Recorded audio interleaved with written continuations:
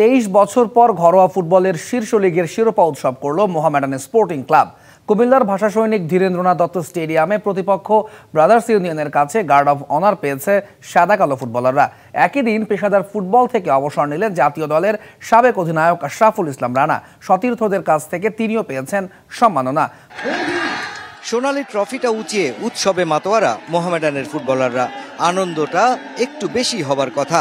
23 বছর পর ঘরোয়া ফুটবলের শীর্ষ লিগের ট্রফিটা এখন তাদের হাতে, তাই তো বাড়তি উচ্ছ্বাস।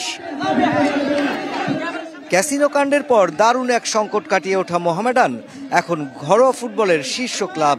Yeah, I'm so happy for the trophy. We already get the trophy now.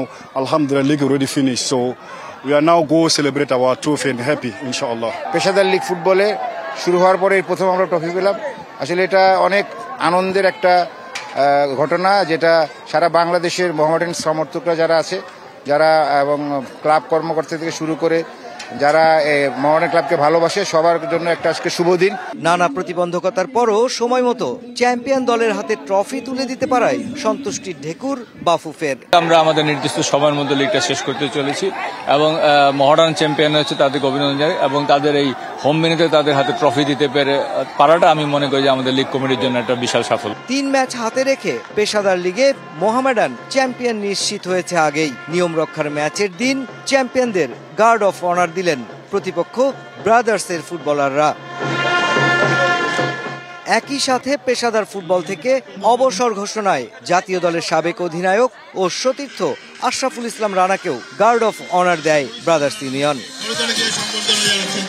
Football অঙ্গনে দীর্ঘদিনের পথ চলায় সতীর্থ শুভানাধ্যায়ী আর ভক্তদের ভালোবাসায় সিক্ত হয়ে অশ্রু সজল চোখে মাঠ ছাড়েন জাতীয় দলের সাবেক এই গোলকিপার। বিদায়টা সব সময়ই কষ্টের, কিন্তু ফুটবলটা একটা সময় আসলে ছাড়তে হবে, এটাই আসলে বাস্তব। সেই বাস্তব সত্যকে মেনে নিয়েই আসলে আমার রিটায়ারমেন্টে যাওয়া।